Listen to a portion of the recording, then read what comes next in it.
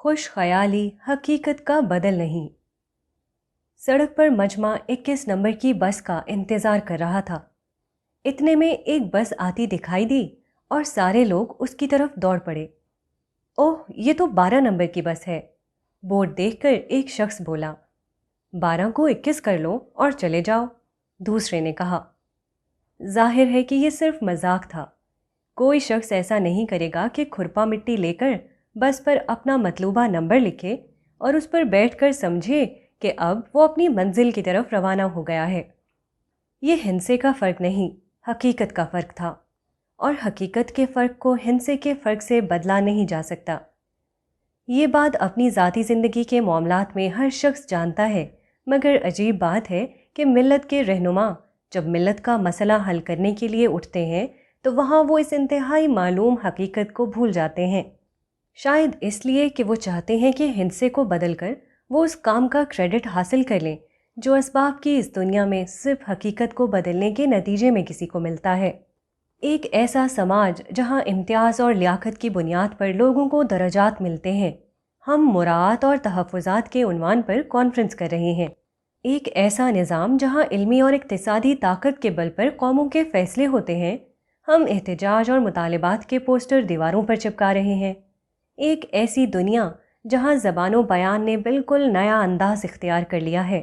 ہم اپنے روایتی کتب خانے کے بورڈ پر دور جدید کا لفظ لکھنے کے لیے آرٹسٹ کی خدمات حاصل کر رہے ہیں۔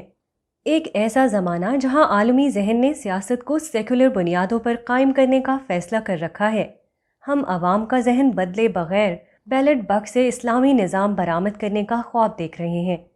ایک ایسی آبادی جہاں اختلاف اور شکایت کے گہرے مادی اسباب موجود ہیں۔ ہم لفظی تقریروں کے کرشمے دکھا کر حالات کو درست کرنے کا منصوبہ بنا رہے ہیں۔ ایک ایسے معاشرے میں جہاں ہم تعلیم، اقتصادیات، باہمی اتحاد، ہر لحاظ سے تمام گروہوں میں سب سے پیچھے ہیں۔ ہم جلسوں اور کنونشنوں کے ذریعے ملک کی قسمت بدلنے کا نعرہ لگا رہے ہیں۔ ایک ایسا جغرافیہ جہاں ہمارے پاس اپنے تحفظ کی بھی طاقت نہیں۔ ہم حریف کو نقصان پہنچاؤ کا طریقہ کار اختیار کر کے باعزت زندگی حاصل کرنے کی تجویزیں پیش کر رہے ہیں۔